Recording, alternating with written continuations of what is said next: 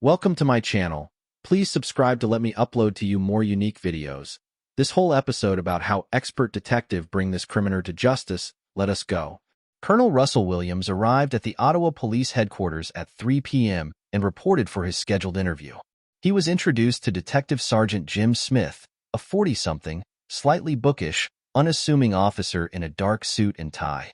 Mild-mannered in his approach and soft-spoken by nature, Smith was not the type of fellow one would suspect of being a police officer. In fact, much like TV's Columbo, he probably owed much of his success to people's innate tendencies to underestimate his talents and resolve. At 6'2", Williams's tall and lean build dominated the smaller-framed officer. Smith, who had started his policing career in 1988, was one of only a half-dozen certified criminal profilers in Canada. His success as a profiler and polygraph operator for the OPP's Behavioral Sciences and Analysis Services Unit had been well documented. As far as cops went, he seemed to have the proverbial Midas touch, the kind of cop most case investigators would want holding their ladder. That day, the reserve detective would lead a commanding officer of Canada's military to room 216, a small second-floor unit just as nondescript as the interviewer. More aptly described as an enclosed cubicle, the video room, as police call it, was probably not much bigger than the walk-in bedroom closet at the Colonel's Ottawa home. Hidden behind the scenes, for officers were discreetly observing the video feed from an adjacent room. Unlike the interrogation tactics of yesteryear, there'd be no swinging lampshades with hot lights, no tired good cop, bad cop acts with testosterone-fueled shouting matches, and no pounding fists with rolled-up sleeves. Instead, the interviewer would strive to appear confident yet relaxed, and at least as calm as the suspect. As he swaggered into the room, chewing confidently on a wad of gum, Williams was directed to take a seat across from the small tabletop workstation. Unlike his interviewer's seat, his chair was without Wheels' standard police protocol. The off-duty colonel removed his bright yellow jacket, draped it over the back of the chair, and placed his black leather gloves on the desktop before sitting down. "TM, just going to move your gloves," Smith said, motioning to a tabletop recorder that they were blocking. "That's a little microphone." Williams seemed friendly and very agreeable, despite a touch of arrogance. His relaxed demeanor was reflected in his casual dress, blue jeans and a short-sleeved, blue and white striped polo shirt. If was feeling at all stressed or concerned from having been called in to speak with the police, it wasn't showing. "As you can see here, everything in this room is videotaped and audiotaped," Smith said, drawing the colonel's attention to 3 mounted cameras that were recording their meeting from different angles. "Check," Williams replied, in the macho tone of a pilot readying for takeoff. "Ever been interviewed by the police in a room like this before?" Smith asked. Williams smiled broadly, still chewing his gum, and looked up at one of the ceiling-mounted cameras. "I have never been interviewed by the police," he said with a smug grin. Both his voice and demeanor were remarkably reminiscent of the calm charisma of legendary screen actor Clint Eastwood. He interjected his high-ranking military status strategically by adding, "I guess the closest. I was interviewed by NIS, National Investigation Service, for top-secret clearance." It was a subtle way of reminding the officer of Williams's own rank and power. "Have you ever been read your rights before?" The colonel said he hadn't. "Basically in Canada, as you know, I'm sure, we all have our rights guaranteed under the Charter of Rights and Freedoms," Smith said, before he told the colonel that he was not under arrest and was free to leave the building at any time. "If there's anything that comes up in our interview today, Russell, that you feel you want to talk to a lawyer about, you just let me know." "Sure," the colonel replied. Smith talked briefly about the 4 crimes that had by now obviously been linked: the 2 sexual assaults in Tweed, the sex murder of Marie France Como, and the suspicious disappearance of Jessica Lloyd. He told Williams that whoever was responsible for the crimes would be facing a number of serious charges. "I hope so," Williams mumbled, his face projecting an unspoken arrogance, as though he was trying to keep from smiling. "When we find out who's responsible for one or all of those crimes, they could be charged, whether it's you or whether it's anybody else, all right?" The colonel nodded and continued to chew his gum. "That's why it's important that we make sure the people understand what they have to do and what they don't have to do when they're talking to us," said Smith. "So as I said before, any point today you feel the need to speak to a lawyer, You just let me know and we can take you to a room where you can do that in private, okay? Okay, Williams responded with a firm nod. Do you have your own lawyer? I had a realty lawyer, Williams chuckled. But, no, I don't have a lawyer. Smith advised him that the police had a list of attorneys that could be made available to him to provide free advice over the phone, and asked whether he'd like to call one now. Williams showed no interest and declined his offer. There were a couple more fairly simple and straightforward things that Smith said he had to discuss to make sure everybody was clear. First, Williams was told that he was not under any obligation to talk to the officer. That's because the law considers me to be what we refer to as a person in authority, probably similar to what you may be considered to be on the base, Smith said, a statement that served to stroke the colonel's ego, but also remind him that he was now a fish out of his own safe waters. Smith told the colonel that while he may have been called upon to speak with officers at the base regarding Comeau's murder, or may have spoken with other law enforcement officials about the crimes, he should not feel restricted by any previous comments that he had made to them. Williams listened to the officer intently, with furrowed brows and a tightly clenched jaw. I don't want what they may have said to you to make you feel influenced or compelled to say anything to me today. Okay, whatever you might have felt influenced or compelled to say to them earlier. And with that, Smith had delivered what is known within policing circles as a soft rights caution. By avoiding the tersely worded and scripted format that officers must read an accused upon arrest, this soft form can be presented in a more casual and less intimidating manner in order to avoid spooking a suspect into clamming up. Smith then explained the reasons that police had focused their attention on him: the obvious geographical connections with 3 of the women and his military relationship with Comeau. When he asked the colonel what he had done on Friday, January 29, 2010, the day following Jessica Lloyd's disappearance, Williams explained that he had stayed home for most of the day. I had sort of a stomach flu, he said. He had left home later that night, around 8 or 9 p.m., to sleep at the base before flying a crew to California the next morning. Upon returning to the base later that night, he had driven straight back to his home in Ottawa to spend a couple of days with his wife. Smith then began focusing his questions on Marie-France Comeau and asked Williams how they had met. I only met her once. She was on a crew I was on just after I got to the base, he said. I think it was a one-day trip, transporting, our troops for the first leg out of Edmonton to Afghanistan. We tend to hopscotch them across, Williams explained, using a chopping motion with his hand. Smith asked him the circumstances of how he learned of Comeau's death and what his schedule and routine was around that time. During this line of questioning, Williams folded his formerly relaxed arms in front of him, a pose that he'd maintained for much of the rest of the interview. The detective's conversational style questioning flip-flopped around with little apparent focus, often seeming to lack any specific direction or structure. He asked the colonel what they would find should they conduct an investigation into his background. Is there anything you can think of that anybody may have misinterpreted, or anything in your history that somebody might say, Russell Williams did this? Absolutely not. No, Williams responded, shaking his head vehemently. It'd be very boring.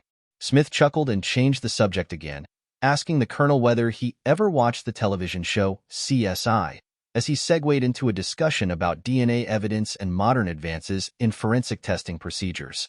I prefer Law and Order, but I do watch CSI occasionally, Williams said. Well, what would you be willing to give me today to help me move past you in this investigation?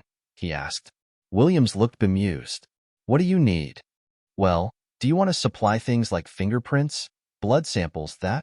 Sure, the colonel responded, rather foolishly. Okay, Fotoimpressions. Smith continued. Williams cast his eyes downward. Yeah, he muttered. Smith then paused the interview for 22 minutes while officers obtained the samples from a fully compliant Colonel Williams, who also surrendered his BlackBerry and brown leather boots for forensic examination. When they returned to their seats following the break, Williams was no longer chewing on the wad of gum. He sat defensively, with his arms folded in front of him and his left leg extended. Can I assume you're going to be discreet? He asked Smith firmly, with the first hint of stress and irritation apparent in his voice. 'Cause you know this would have a very significant impact on the base if they thought you thought I did this. That's certainly one of the things that went into our decision to give you a call at home today, and see if we could deal with this today, Smith offered. 'Cause it's tough to undo the rumor mill once it gets started, but I appreciate that. Williams sat quietly as he looked to the floor. Smith asked him if was concerned about whether the buccal, DNA, swab they had taken would match any samples taken from the 4 crime scenes. He shook his head. We talked recently about, the whole idea of any unusual sex acts of your history, but another thing that can often happen in cases like this is that people become concerned about affairs, he said. After extending the colonel the opportunity to admit to any extramarital relationships, Smith became blunt. Is there any contact that you may have had with any of those 4 women that you may not want your wife to be aware of? Williams looked insulted, then exhaled deeply, grinned wide, and shook his head. Absolutely not, he said, recrossing his arms and shifting himself forward in his seat.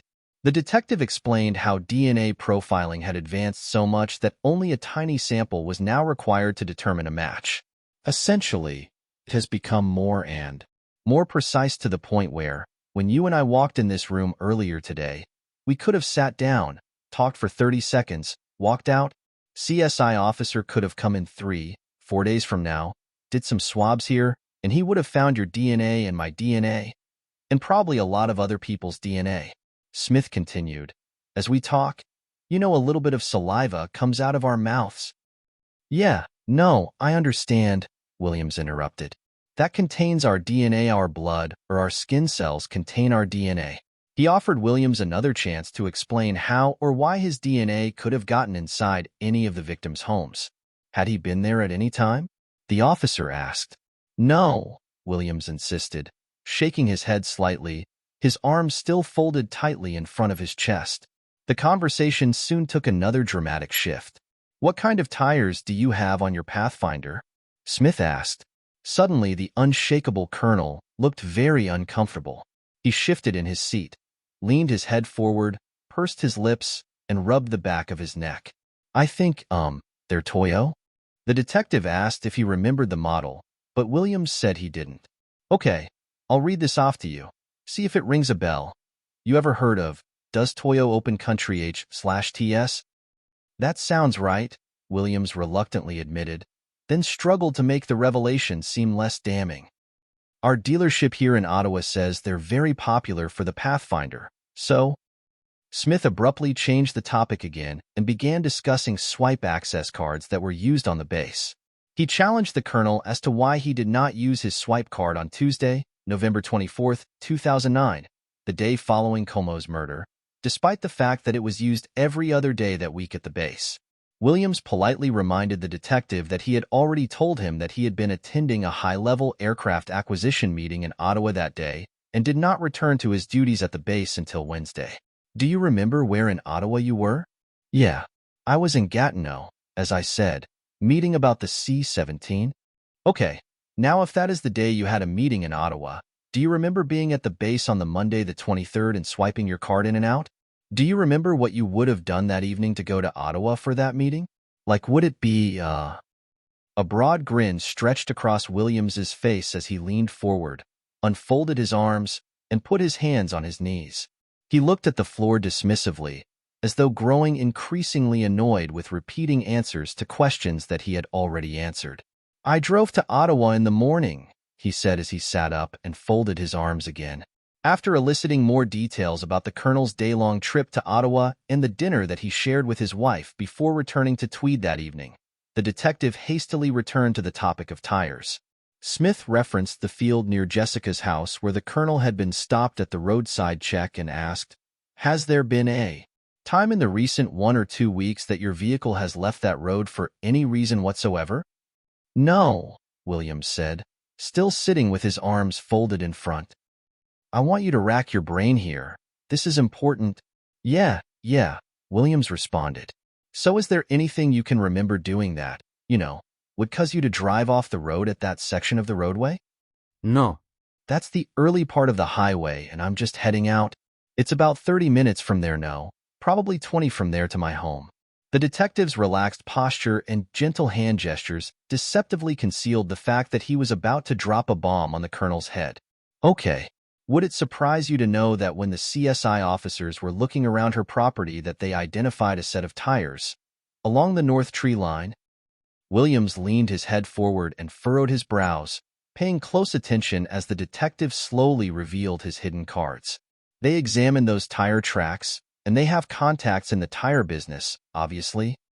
Williams nodded. Tire tracks are a major source of evidence for us. Sure, Williams said, his arms still folded tightly in front of his chest. Shortly after this investigation started, they identified those tires as the same tires on your Pathfinder, said Detective Sergeant Smith. Really?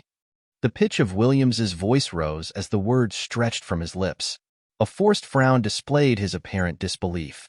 The detective told him that further efforts had been taken to identify the vehicle responsible for making the tracks, including collecting witness reports. There was a female police officer that actually drove by that location that evening and recalls seeing an SUV-type vehicle in the field, consistent with a Pathfinder. It may be consistent with other things, but consistent with a Pathfinder. Yeah, Williams replied. What they also do to try and identify the type of vehicle is they look at what they call the wheelbase width, the officer told him, explaining that various makes and models have different measurements. Your Pathfinder's wheelbase width is very close to the width of the tires that were left in that field, Smith said, his tone still very calm and calculating. Do you have any recollection of being off that road? Williams smiled and shook his head. No, I was not off the road, no, he said. After the detective had deftly planted the seed in the mind of his now rattled opponent, he excused himself from the room for a break. It was during these short breaks, when Smith disappeared behind the closed door, that he'd consult with the police monitors who had been observing from the adjacent room. Together they would compare notes and plan their next course of action before Smith returned to the video room. This time, unbeknownst to the already squirming colonel, another shoe, or rather boot, was ready to be dropped. When Detective Sergeant Smith returned to the interrogation room, Williams was sitting with his arms folded and his legs leisurely stretched out and crossed at the ankles. The detective broke the cold silence. I told you when I came in here that I'll treat you with respect, and I've asked you to do the same for me, he said. But the problem is, Russell, every time I walk out of this room, there's another issue that comes up, okay? And it's not issues that point away from you. It's issues that point at you, okay? Smith placed some photos onto the desktop. I want you to see what I mean. Williams unfolded his arms and leaned forward, his interest keenly focused on the photographs before him. All right, this is the footwear impression of the person who approached the rear of Jessica Lloyd's house on the evening of the 28th of January. Yeah, the colonel mumbled, his eyes still locked onto the desk. When you're dealing with footwear impressions, we have a gentleman on the OPP who's basically world-renowned. His name is John Norman, Smith said. And essentially with footwear impressions, you're in a situation where you're pretty much in the area of fingerprints. The detective took a strategic pause to build his quarry's anticipation before revealing another photograph. Okay, this is a photocopy of the boot that you took off your foot just a little while ago, Smith said, his tone becoming uncharacteristically stronger. These are identical, okay? Your vehicle drove up the side of Jessica Lloyd's house. Your boots walked to the back of Jessica Lloyd's house on the evening of the 28th and 29th of January.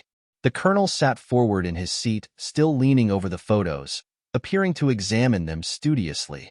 Okay, you want discretion. We need to have some honesty, okay? Because this is getting out of control really fast. Russell, really fast. Colonel Williams sniffled. Was the only sound he could muster as he shuffled farther back into his seat. This is getting beyond my control, all right? The detective's words became hostile, yet his tone remained steady and firm. I wanted to give you the benefit of the doubt, but you and I both know you were at Jessica Lloyd's house, and I need to know why. The humbled colonel began nodding his head ever so slightly. He grabbed the prints to take a closer look. For 30 seconds, a tumultuous silence fell upon the room, seeming to last much longer, as Williams stared emotionlessly at the photos. Finally, he spoke. I don't know what to say, Well, you need to explain it, the detective told him as he prepared to unleash yet another shocking revelation to the already speechless commander. Right now. There is a warrant being executed at your residence in Ottawa, okay? So your wife now knows what's going on, Smith said. There's a search warrant being executed at the residence in Tweed, and your vehicles have been seized, okay? The police had laid a carefully crafted plan to trap Williams. They knew that if they did not have the search warrants and were not prepared to execute them while he was undergoing questioning, their suspect would likely have walked from the room and possibly destroyed any evidence before they had the opportunity to find it.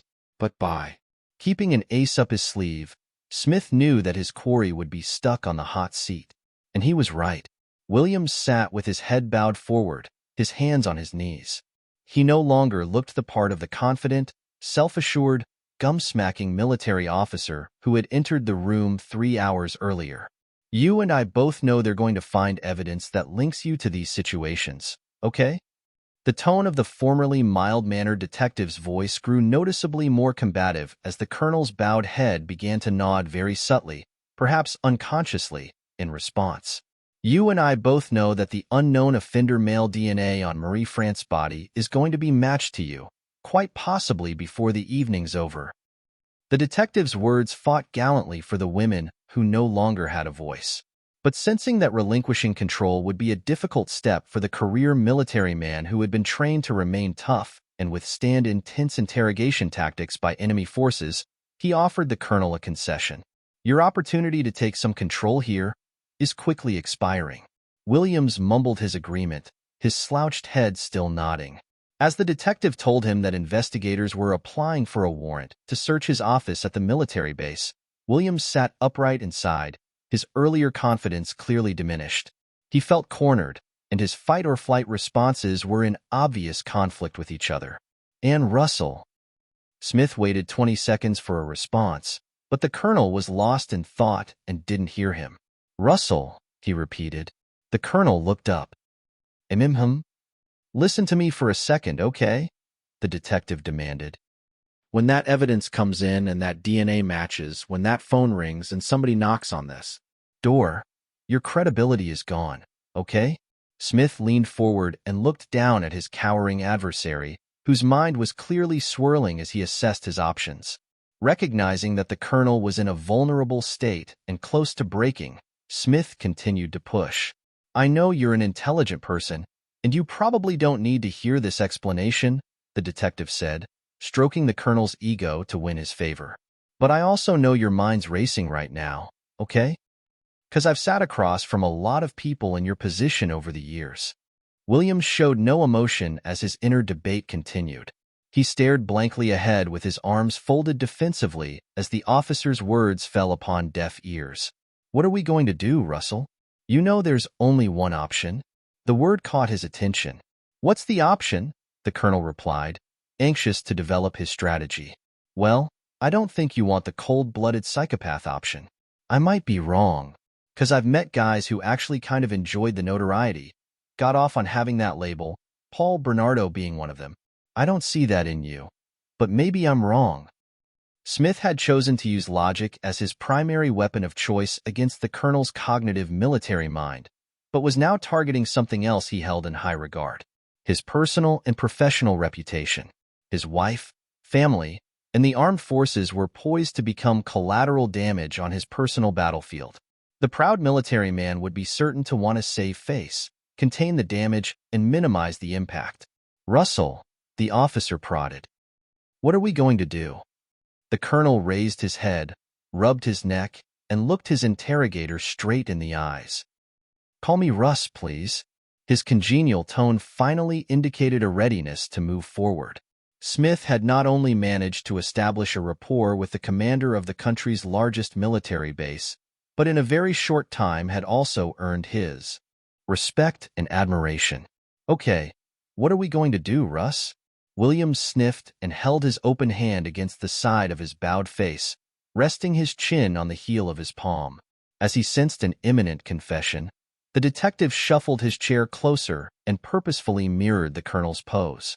"Is Jessica somewhere we can find her easily?" he asked calmly. "Like, is it something where I can make a call and tell somebody to go to a location? Or is this something where we have to go and take a walk?" Williams sighed. He sat up and crossed his arms as he quietly contemplated his next step. He realized that there would be significant consequences for his actions, so his decision had to be a calculated and informed one. And, like many decisions that military airmen must make, it had to be quick and certain. Which direction are we heading in here?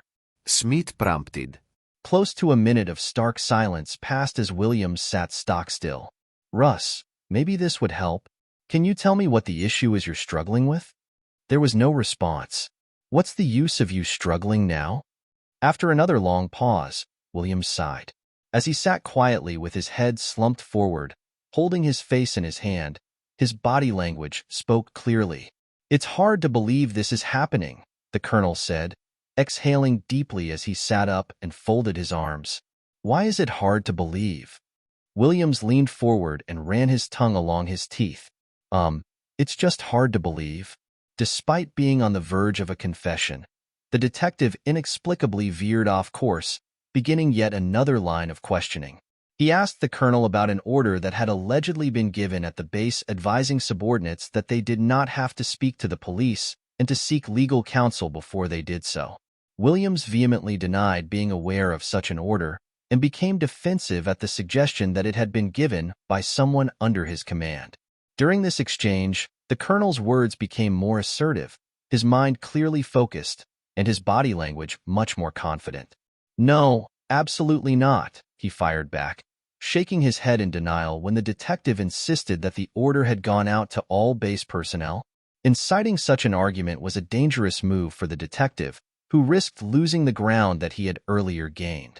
Realizing this, he quickly corrected his course. That's fine. Now let's go back to the issue. After several minutes of backpedaling, the detective managed to salvage the interview and refocus on the aspects that had been breaking the colonel's resolve. When you talk about perception, Williams said, my only two immediate concerns are what my wife must be going through right now and the impact this is going to have on the Canadian forces. Russ, is there anything you want from me? Is there anything you want me to explain that I can shed some light on for you? Smith said softly, with a caring, compassionate tone. Williams exhaled deeply. Now I'm struggling with how upset my wife is right now. The verbal struggle continued for over 20 minutes. The detective, as though trying to land a big fish, continued to pace his efforts by offering his adversary some slack before tactfully reeling him in just a little bit more. Williams pulled his chair closer to the desk and stared down at the photos that the detective had earlier laid out. But his mind was clearly somewhere else. TM concerned that they're tearing apart my wife's brand new house, he told the officer begrudgingly. So am I, said Smith. But if nobody tells them what's there and what's not, then they don't have any choice. It was a carefully crafted statement that offered the colonel a modicum of control over the events that were rapidly transpiring around him. The detective explained how his computers would be forensically analyzed and that no stone would be left unturned. The stern expression on Williams's face and his folded arms revealed the mixed bag of emotions he felt as he was told that the case managers refused to pull any punches. The investigation, Smith said, involved 50 to 60 officers and would end up costing well over $10 million. I don't know what else to do to make you understand the impact of what's happening here, Smith said as he tried to coax some dialogue from his steely-eyed suspect. Williams's head continued to bob in a rapid succession of gentle nods, his forehead growing increasingly flush from the stress he was under. I want to minimize the impact on my wife, he said, as though it were part of a boardroom negotiation. So do I, said Smith. So how do we do that? Williams asked. Well, you start by telling the truth, Smith replied firmly. After 30 seconds of silence, the colonel's head started to nod. Okay, he said. All right, so where is she? Smith asked bluntly. Williams contemplated in quiet for another 22 seconds before he suddenly surrendered and his clenched lips spoke. Got a map? He asked nonchalantly. Less than 5 hours after he had driven to police headquarters in the same SUV he had used to abduct Jessica Lloyd and strode into the interview room wearing the same boots. That he had used the night of her attack, the truth had finally surfaced. With 3 simple, yet ominous, words, the distinguished base commander, respected colonel, and trusted pilot for the Prime Minister and Queen Elizabeth II had sealed his fate and was set to shock an entire nation. While metaphorical handcuffs had been slapped around the colonel's wrists, the interview was still far from over. In fact, it wasn't even halfway over. "Okay, Russ, you're doing the right thing here," the detective assured him as he offered his open hand to the confessed killer. Williams looked up at him, shook his hand, and then passively cast his eyes to the floor. Committed to his decision, the colonel offered to draw diagrams for the officer showing exactly where he had hidden memory cards and 2 hard drives full of evidence at his Ottawa home, hoping that police would then be less intrusive with their search efforts. They'd find a mother lode of explicit images on the devices, featuring all 4 of his victims, he assured Smith. Some of the memory cards were simply stowed in a camera bag, while others were tucked away in a desk drawer in his office. But the hard drives he had carefully hidden in aluminum air vents in the garage, and a large cache of women's underwear was stashed in an empty computer scanner box that sat amongst unpacked boxes lining the basement wall of their newly built executive home. "We just moved in, so there's boxes everywhere," he told the officer before describing the box's exact location. "Just that. This place, my wife, it's been a dream for the better part of a year. So I'm keen to get them what they need so they can leave her alone," the colonel stressed once again. He admitted to the detective that he had originally planned to drive back to Tweed that day, and had earlier gathered a bunch of the women's panties and bras to burn in a field upon his return. As Williams worked on the diagrams, Detective Sergeant Smith excused himself to print off some maps so that he could pinpoint the exact location of Jessica's body. "But I do want to talk to you, Jim," the colonel said wistfully as the officer turned to leave the room. Williams didn't want the level of comfort that had been established with Smith to be disturbed by any unfamiliar faces. "That's the plan. Okay, I'll be right back." The detective returned with a cup of water for Williams and some maps from Google that he had printed off showing the Tweed area. The colonel studied the maps and plotted the specific spot where he had hidden Jessica's body. She was in the woods, behind a rock on the east side of Cary Road, 40 feet from the roadway, and exactly 0.7 kilometers south of East Hungerford Road. They'd be able to find her easily there, Williams assured him. Intrigued by the accuracy of his measurement, the detective asked him how he had recalled such a specific distance. "That's just the way I am," Williams replied. "Numbers. I have to know the numbers." He then explained to the officer that he had killed her on Friday night before flying some troops to California early the next morning. When he returned later that same evening, he drove straight back to Ottawa to help his wife with some unpacking, since he had the Monday off work.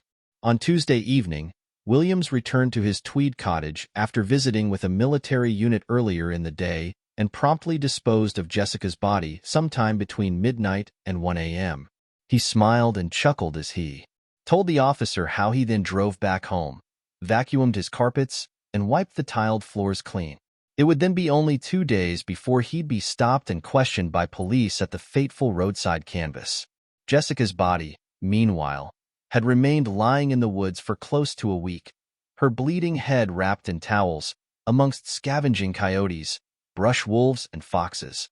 Williams had chosen to place her body off to the side of a rarely used, unpaved access road about 6 miles east of Tweed. Used primarily by hunters, there were no homes or other buildings anywhere along the road. Coincidentally, perhaps, Cary Road was often used by the colonel's next-door neighbor to reach his secluded hunting camp, a neighbor by the name of Larry Jones, the mayor of Cozy Cove.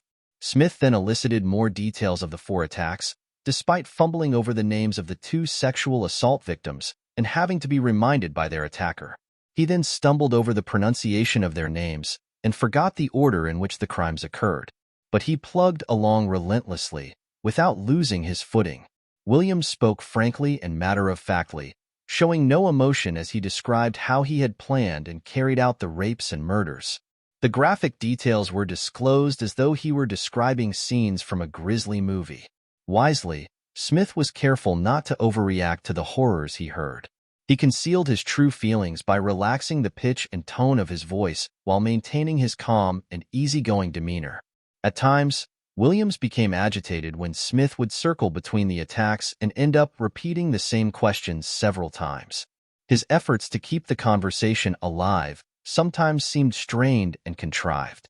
As he pushed the colonel for details about his abduction of Jessica, The detective's questioning sank to the depths of absurdity when he asked Williams to explain what he meant when he said that Lloyd had been cooperative.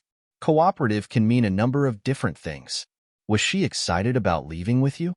Williams clarified that she had simply not put up much of a fuss upon being taken from her house and led to his truck. Smith later made attempts to gain an understanding of the psychology behind his quickly escalating attacks. "Why do you think these things happened?" he asked. Williams didn't know. "Have you spent much time thinking about it?" "Yeah, but I don't know the answers." Williams took a long pause, his eyes glazed. "And I'm pretty sure the answers don't matter." Smith could have disagreed, but instead kept the momentum going. "Did you like or dislike these women?" The colonel raised his head and looked passively at the police officer. "I didn't know any of them," he said. Smith asked him about what kind of feelings he experienced with Jessica, having spent almost 24 hours together. "I thought she was a very nice girl," Williams said. "Do you know why you killed her?" "Well, I think I killed her because I knew her story would be recognized." He feared that the ritualistic behavior of having his victims pose for explicit photographs would have caused the crimes to be linked together. "So if you didn't take pictures, what would you have done with her?" the investigator probed. But once again, the man who had commanded over 3,000 Air Force personnel had no easy answer for him. He really didn't understand himself any better than the detective did. Then he was asked about Como and the circumstances of his first murder. TM just trying to understand, like, why her versus, the dozens of other women you've probably come across on a daily basis. Again, Williams shook his head and shrugged. He did not know why he had targeted Marie France from amongst all of her colleagues on the base and purposefully used his status as base commander to specifically access her personal information. Over the hours that passed, Williams succumbed to both mental and physical distress. His body language had slowly shifted from a cocky confidence to distress, defeat, and, ultimately, resignation. As he had progressed through the stages, his restlessness and discomfort caused him to frequently shift position in his chair, squirming and shuffling around and rolling his shoulders. Eventually, he began to take breaks from his seat, leaning against the wall for long periods of time. He stood staring at the floor as the detective asked two questions that would soon be on the minds of many people. "How do you feel about what you've done?" "Disappointed," Williams replied quietly. "Let me ask you this," Smith continued. "If this didn't come to the point it's at right now, if, for whatever reason, you didn't end up on our radar, so to speak, do you think it would have happened again?" To most people, the answer was quite obvious. One does not escalate to such a level and then suddenly stop. It was likely even he knew that. "I was hoping not," said the man who was once called a shining bright star of the Canadian military. "But I can't answer that question." The interview continued for several hours, but Williams did not balk. The fact that he spoke so openly and candidly with his interrogator was indicative of two things: the colonel's resolve at sticking to a decision once he had made it, and the great sense of relief he probably felt from having unbottled all of his horrific secrets. At some point during the evening, Colonel Russell Williams was formally arrested for the murders of Marie France Como and Jessica Lloyd, as well as the two sexual assaults against Lori Massicot and Jane Doe. He was read his formal rights to counsel and caution, and given a further opportunity to consult with a lawyer, which he declined. Detective Sergeant Smith provided him with a pad of paper and a pen and suggested that he write some letters of apology to his victims, another common tactic used by police to avoid later allegations of a false confession. When he returned 25 minutes later, Williams had written nothing. Smith gave him another chance to complete the voluntary exercise and left him alone again. This time, when the officer returned, Williams had written a total of 5 apology letters and 3 discarded drafts. They read as follows. To his wife of 19 years, Mary Elizabeth Harriman. Dearest Mary Elizabeth, I love you. Sweet, illegible. I am so very sorry for having hurt you like this. I know you'll take good care of sweet Rosie, their cat. I love you, Russ. To Roxanne Lloyd, the mother of 27-year-old murder victim Jessica Lloyd. Mrs. Lloyd, you won't believe me, I know, but I am sorry for having taken your daughter from you. Jessica was a beautiful, gentle young woman, as you know. I know she loved you very much. She told me so, again and again. I can tell you that she did not suspect that the end was coming. Jessica was happy because she believed she was going home. I know you have already had a lot of pain in your life. I am sorry to have caused you so much more. Scribble de signature. Earlier drafts to Mrs. Lloyd read as follows. Mrs. Lloyd, I know you won't believe me, but I am sorry for having taken your daughter from you. Jessica was a beautiful, gentle young woman. I know she loved you very much, though I forced her to have sex. He then stopped mid-sentence and scribbled lines through the sentences. Another draft read, Mrs. Lloyd, you won't believe me, I know, but I am sorry for having taken your daughter from you. Jessica was a beautiful, gentle young woman. I know she loved you very much because she told me she did, again and again. The moment she died, she was quite happy because she believed I was going to let her go. She did not know what was coming. He then stopped and scribbled through all the writing. At some point, he had gone back and scratched out the moment and written immediately before over top of it. To Jane Doe, his first sexual assault victim, he wrote, protected from disclosure, I apologize for having traumatized you the way I did. No doubt you'll sleep a bit easier now that I've been caught. Scribble de signature. To Lori Massicott, his second sexual assault victim, he wrote, Lori, I am sorry for having hurt you the way I did. I really hope that the discussion we had has helped you turn your life around a bit. You seem like a bright woman who could do much better for herself. I do hope that you find a way to succeed. Scribble de signature. And finally, to Ernie Como, the father of 38-year-old murder victim Marie-France Como. Mr. Como, I am sorry for having taken your daughter, Marie-France, from you. I know you won't be able to believe me, but it is true. Marie-France has been deeply missed by all that knew her. Scribble de signature. A slightly different earlier draft read, Mr. Como, I am sorry for having taken your daughter from you. I know you won't be able to believe me, but it is the case. I know she has been deeply missed by all that knew her. He then stopped writing and scribbled out the lines he had written. A much more formal letter of condolence had been sent to Mr. Como on official office of the Wing Commander, Military Stationery on December 1, 2009, written and signed in the capacity of Marie-France commanding officer. That earlier letter had read, Dear Mr. Como, I would like to take this opportunity on behalf of the men and women of 8 Wing Trenton to express my sincere condolences on the tragic death of your daughter. Marie-France was a professional, caring, and compassionate woman who earned the respect of all with whom she came into contact. She set high standards for herself and others and was devoted to the well-being of those around her. Marie-France made a lasting impact in Trenton and will be sorely missed by her many friends. Please let me know whether there is anything I can do to help you during this very difficult time. You and your family are in our thoughts and prayers. With our deepest sympathy, scribbled signature, Dr. Williams Colonel. Wing Commander. Meanwhile, police had been scouring the woods along Cary Road, following the detailed map and directions provided by Williams without any success. Frustrated by their inability to find Jessica's body, they recruited the help of Williams himself. Smith and another officer escorted him from the police building at 1:33 a.m. and arrived on the scene on the outskirts of Tweed at 3:07 a.m. Williams led them straight to her body, her head still wrapped in towels, exactly where he had told them it could be found. Behind a large rock, 40 feet from the road, and exactly 0.7 kilometers from the intersection of East Hungerford Road. The isolated stretch of road would soon be flooded with police. It would remain an active crime scene for the next 24 hours, as forensics officers descended on the cold and frigid brush that had been Jessica's resting place for almost a week. But karma and society would soon punish Williams for his crude and horrifying actions. He'd not be returning to his warm Posturepedic mattress or snuggling up to his wife anytime soon. Instead, the colonel would find himself sleeping in a cold concrete bunker in the much-maligned segregation unit at Kent Detention Center, located in Napanee, Ontario. It was just a few steps from the building where Jessica had once worked, but a huge leap from the life that her killer had abandoned just hours earlier.